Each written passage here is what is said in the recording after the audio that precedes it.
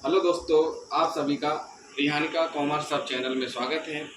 आज हम उन नए स्टूडेंट्स के लिए एक अकाउंटिंग से संबंधित जानकारी लेकर के आए हैं जिन्होंने अभी अभी कक्षा 10th पास आउट की है और वो कॉमर्स लाइन में आना चाहते हैं। तो कॉमर्स में भी अच्छा फ्यूचर है, आगे बढ़ सकते हैं, अच्छा करियर बना सकते हैं। तो सबसे पहले हम बात करते हैं, जब बात आती है कॉमर्स की, तो सबसे 11th में आते ही ये लगता है कि नया सब्जेक्ट कैसे पढ़ेंगे, बहुत सारी दिक्कतें आएंगी। बिल्कुल दिक्कत नहीं आएंगी, हम आपके साथ हैं। बहुत बारीकी से, स्पष्ट तरीके से हम आपको एक एक पॉइंट का मतलब बताते हुए आगे बढ़ेंगे, लेकर चलेंगे। तो सबसे पहले हम लेकर चलते हैं आपको हम लेखांकन के बारे में। लेखांकन मतलब सीधी सी बात है, अगर हम देखें प्राचीन काल से हम देखते आए हैं कि पहले के समय में भी व्यापार होते थे।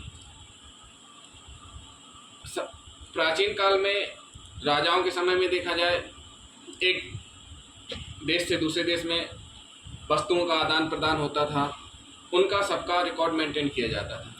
तो सीधी सी बात है, लाभ के उद्देश्य के लिए जो व्यवसायिक कार्य किए जाते हैं वो व्यवसाय कहलाते हैं। अब ये भी नहीं है कि लाभ कमाना अवैध तरीके से, वैध तरीके से, जो विधि अनुसार हैं, नियमानुसार हैं, जो शासन की गाइडलाइन है, उनके अकॉर्डिंग व्यवसाय करना ही व्यापार कहलाता है।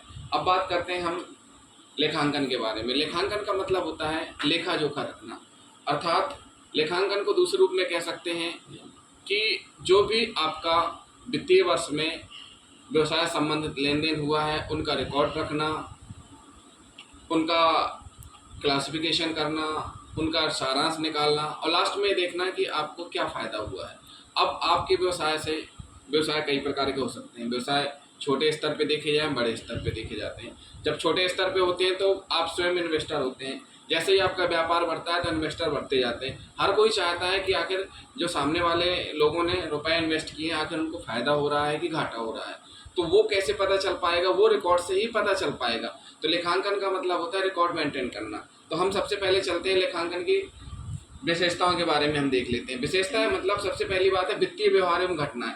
लेखांकन में उन्हीं सारी चीज़ों को रखा जाएगा, व्यवसाय में उन सारी चीज़ों को रखा जाएगा जो वित्त से संबंधित, वित्त यानी रुपए से संबंधित है, जिनका ट्रांजेक्शन हो सकता है। कह सकते हैं जैसे हमने मशीन का नगद क्रय किया, अगर हमारे पास 1,00,000 रुपए हैं तो अगर हमने 90,000 रुपये की मशीन खरीदी, इसका मतलब ये हुआ कि हमने मशीन तो ले ली लेकिन हमारा जो रुपया था वो गया, अर्थात वित्तीय व्यवहार हुई, मतलब एक वित्तीय ट्रांजेक्शन हुआ। आपके पास मशीन आई और मशीन के साथ साथ आपका कैश कम हुआ।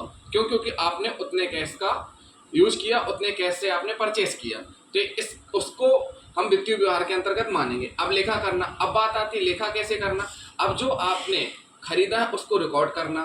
अब हमने मशीन खरीदी है तो मशीन खरीदी है तो उसके लिए कैश दिया होगा, कैश दिया होगा तो किसी ने किसी पर्सन को दिया होगा, पेमेंट किया होगा, तो उसको भुगतान हुआ, उसका रिकॉर्ड करना, जिसमें जिस बुक में लेखा जोखा रखा जा सकता है उसको जर्नल या सहायक पुस्तकों में भी कह सकते हैं।